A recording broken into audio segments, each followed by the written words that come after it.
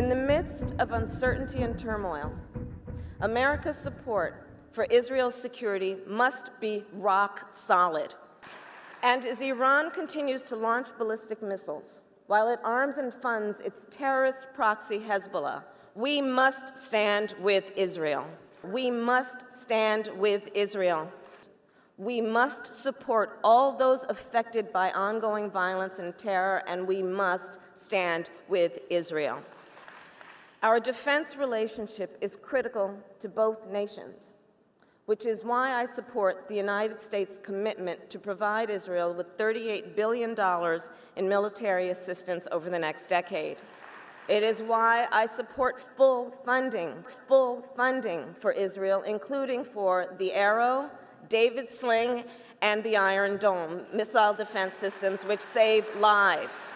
And that's why I am fully committing to maintaining Israel's qualitative military edge.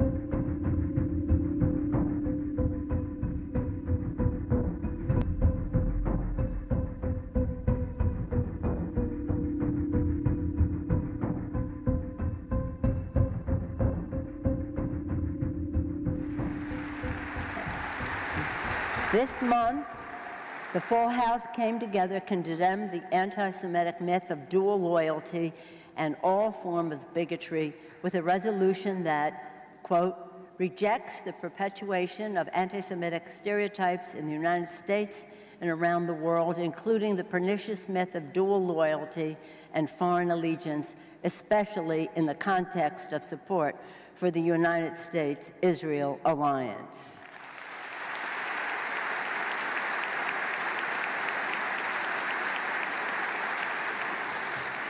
I simply declare to be anti-Semitic is to be anti-American. Anti-Semitic is to be anti-American. It has no place in our country. I have said to people when they ask me, if this Capitol crumbled to the ground, the one thing that would remain is our commitment to our aid, and I don't even call it aid, our cooperation with Israel. That's fundamental to who we, if this Capitol crumbled to the ground, the one thing that would remain is our commitment to our aid with Israel. That's fundamental to who we, to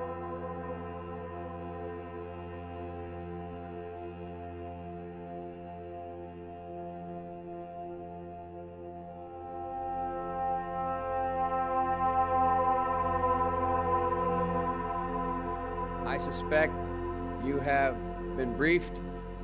If I know AIPAC as well as I think I do, I don't think there's any senator who's ever done more fundraisers for AIPAC or gone around the country more for AIPAC.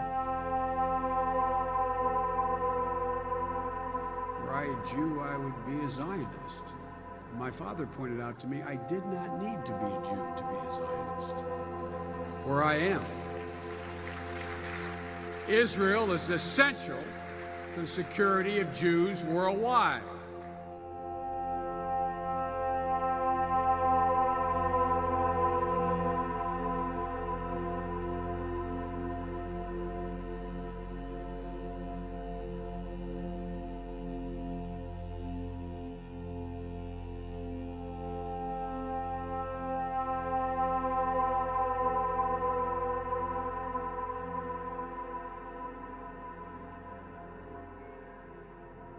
We will stand for a strong, free, democratic, and prosperous Middle East, and a prosperous Israel at the heart of that Middle East. The more the Middle East embraces Israel, the brighter the future will be. It's really quite simple. We stand with Israel. We stand for peace in the Holy Land. We stand with the great Israeli people.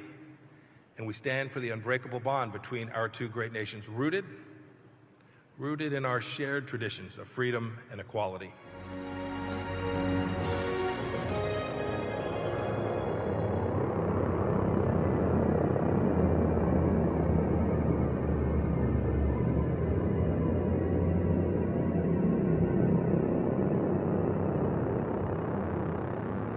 Under President Trump's leadership, with the strong support of this Congress, under President Donald Trump, if the world knows nothing else, the world knows this: America stands with Israel. As the President said this afternoon, he was delivering on a long-held American promise. It's in the best interest of the United States. It's in the best interest of the United States. But more than 2 decades ago, actually, Congress had passed a law that required the President to move our embassy to Jerusalem. But more than 2 decades ago, actually, Congress had passed a law that required the President to move our embassy to Jerusalem and recognize that city as the capital of Israel. But successive administrations failed to do so, even when it meant breaking a promise that they'd made to the American people. In recognizing Jerusalem as the capital of Israel, President Trump also announced plans to move the American embassy from Tel Aviv to Jerusalem.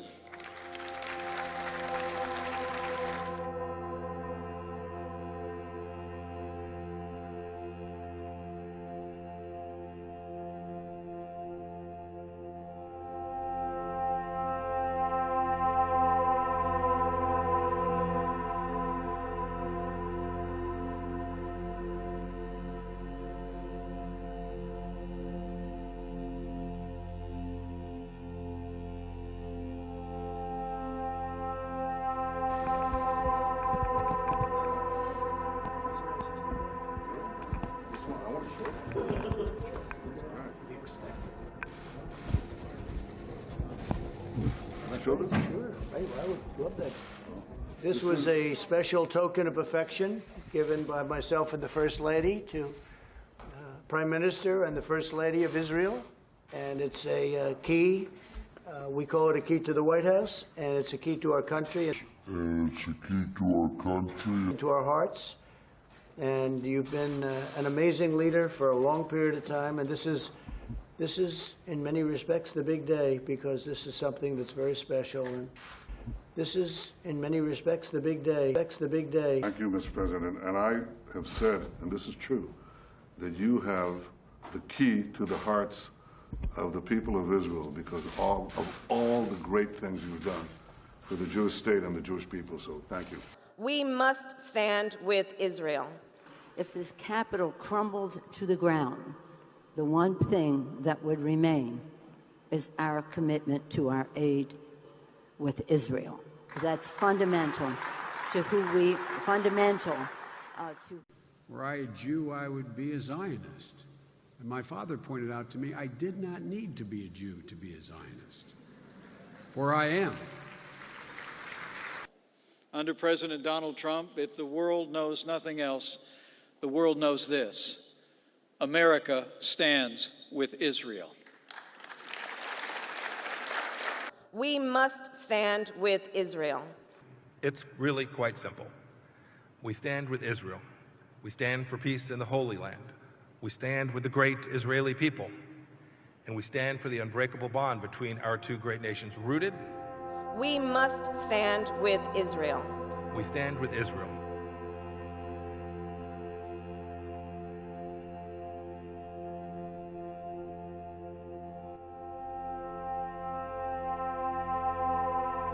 Of the people of Israel because of all the great things you've done for the Jewish state and the Jewish people. So thank you. Thank you very much. Fantastic. Probably Russia would like better than to have Sleepy Joe Biden become the president. Because if Sleepy Joe won, they would own the United States, all of them. Thank you. Probably Russia would like better than to have Sleepy Joe Biden become the president. Were I a Jew, I would be a Zionist. Because if Sleepy Joe won, they would own the United States, all of them. Thank you. Thank you. And my father pointed out to me, I did not need to be a Jew to be a Zionist, for I am. Israel is essential to the security of Jews worldwide. Mr. President, I heard a question from one of the people here. Does Israel feel isolated? Heck no. We're breaking out to the entire world because we have a strong free economy, because we have a strong military, because we have a strong relationship with the President of the United States and the American people. And I can tell you that we have a strong relationship throughout the Middle East. The President intimated how many countries are waiting to join this circle of peace. You know, Israel doesn't feel isolated at all. It's enjoying the greatest diplomatic triumph of its history. We don't feel isolated at all. Quite the contrary.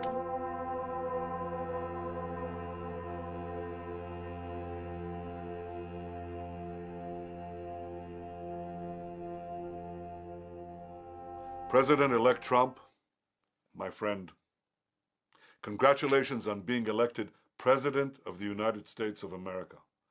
You are a great friend of Israel. I love Israel. Over the years, you've expressed your support consistently, and I deeply appreciate it. I look forward to working with you to advance security, prosperity, and peace.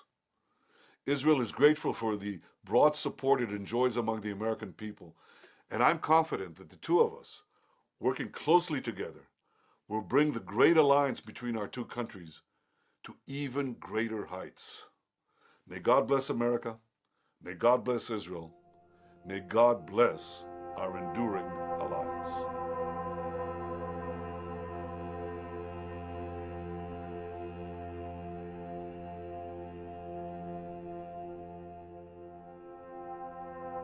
It is time to drain the swamp in Washington, D.C.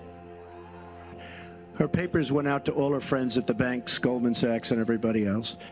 President-elect Donald Trump turned to former Goldman Sachs banker and movie financier Steve Mnuchin to be the next Treasury Secretary. We're working on the economic plan of the transition, making sure we get the biggest tax bill passed. The 53-year-old was Trump's campaign finance chief, building a network of donors to support Mr. Trump's general election campaign. Mr. Mnuchin has strong ties to Wall Street after a 17-year career at Goldman Sachs, where he pioneered block trading, the selling of big chunks of shares at once. Mr. Mnuchin was born to a Jewish family in 1962, and his father also worked at Goldman Sachs. Trump's personal life was in shambles, and professionally, he wasn't faring much better. He said it was because he took his eye off the ball. Did Trump ever acknowledge to you that he knew he was in big trouble? Oh, yes. Oh, he knew he was in big trouble. I think he borrowed more than most other prudent real estate people. He had extended himself to Trump shuttle, to a yacht, to a helicopter, and to a lot of things which weren't generating any cash flow, and he had to support his lifestyle. So he was in trouble. Does anybody else want to win? $190,000 we're going to sell it? When the economy and the real estate market plummeted in 1990, attorney Alan Pomerantz says Donald Trump owed $4 billion to his debtors, including almost $1 billion for which he was personally responsible. Trump owed money all over town, to 72 banks in all. Pomerantz represented them as a group. How close was he to going personally bankrupt? Very. Trump makes a point of saying he never went personally bankrupt. But there's a reason why the banks decided to keep Trump whole. We made the decision that he would be worth more alive to us than dead. This is, in many respects, the big day, because this is something that's very special. And we made the decision that he would be worth more alive to us than dead.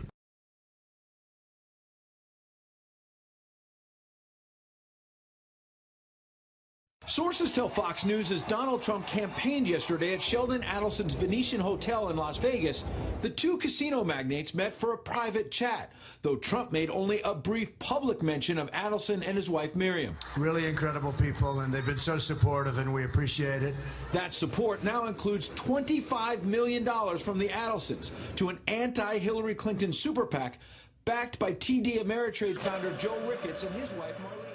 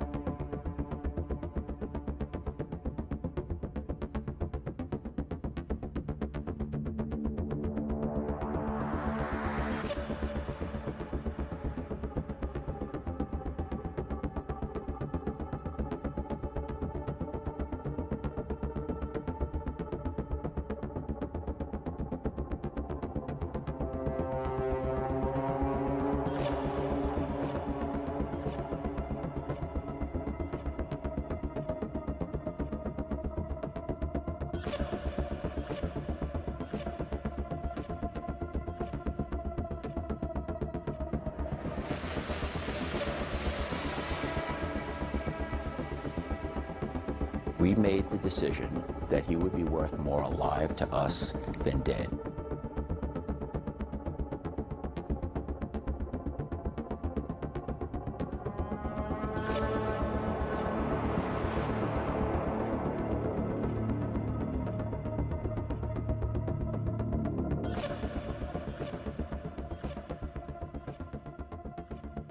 I declare, I'm not going to pay for that fucking wall. The wall just got 10 feet higher. It's true. It's true. But so part a wall, fence will part be, fence? yeah, it could be, there could be some fencing.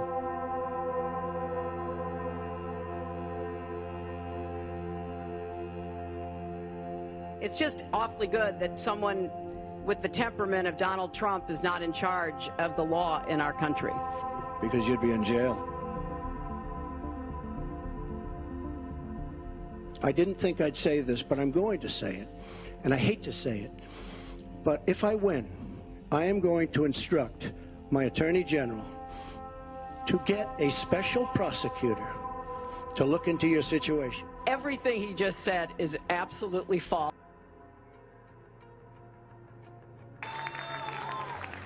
Hillary has worked very long and very hard over a long period of time, and we owe her a major debt of gratitude for her service to our country. I mean that very sincerely. Are you going to ask for a special prosecutor to investigate Hillary Clinton over her emails? Well, I'll tell you what I'm going to do. I'm going to think about it. She did some bad things. I mean, she did some bad things. A special prosecutor? I don't want to hurt them. I don't want to hurt them. They're good people. Hillary Clinton, commonly referred to as Crooked Hillary. She's crooked as a $3 bill. She's married to an abuser, a woman claimed rape and all sorts of things. I mean, horrible things. She should be in prison. She's the queen of corruption. She's a disaster. She is a dangerous liar. She's the devil. She's a monster. Hillary Clinton, I think, is a terrific woman. I mean, I'm a little biased because I've known her for years. I live in New York. She lives in New York. And I've known her and her husband for years, and I really like them both a lot. And I think she really works hard. And I think she, again, she's given an agenda. It's not all of her, but I think she really works hard, and I think she does a good job. I just like her. I like her, and I like her husband. You'll be looking at the record of Hillary Clinton, and how did she do as Secretary of State? Probably above and beyond everybody else.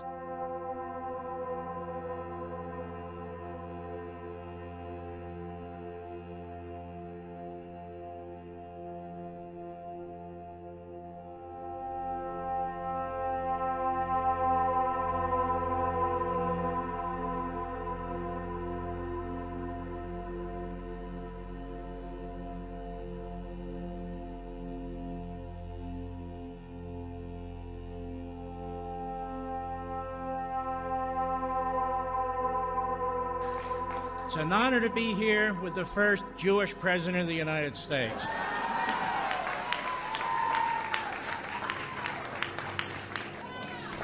What did he say? This is, in many respects, the big day because this is something that's very special. And it's an honor to be here with the first Jewish president of the United States. Okay, now we all know. But I get the feeling that that people on the left are waiting for us to take that bait. I just don't understand why the current administration doesn't step up and call a spade and say Antifa is I mean, from the beginning it was a terrorist organization from when it was first founded. That's what it is. You mean founded by Jews in the 1930s? That's exactly right, Rick. Yes. That was its purpose. Antifa is a Jewish organization founded in the 30s by Jews, and it's always been a violent organization. It's still funded by Jews today. We must stand That's with why they Israel. don't declare it a terrorist organization. Now you have the answer to your question. this is, in many respects, the big day because this is something that's very special. And Thank you, Mr. President. Because you'd have to go after the money. Yes. And when you go after the money, you're going to end up arresting a bunch of rich Jews.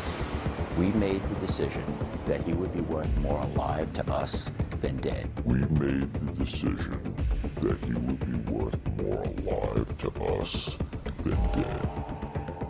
Because you'd have to go after the money. Yes. And when you go after the money, you're going to end up arresting a bunch of rich Jews. Arresting a bunch of rich Jews.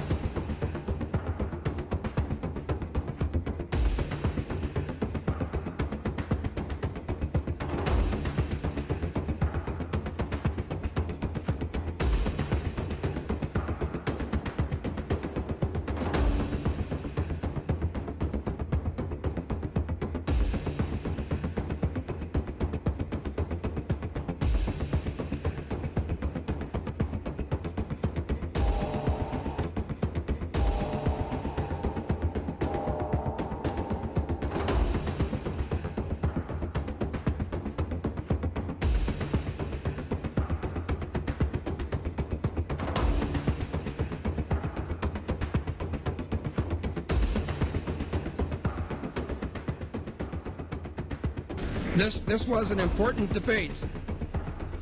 I had planned another closing message, but I feel compelled to say what I'm about to say.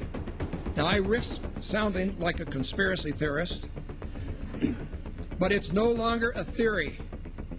What I'm about to say is fact. The secret organizations of the world power elite are no longer secret. They have planned and are now leading us into a one-world communist government.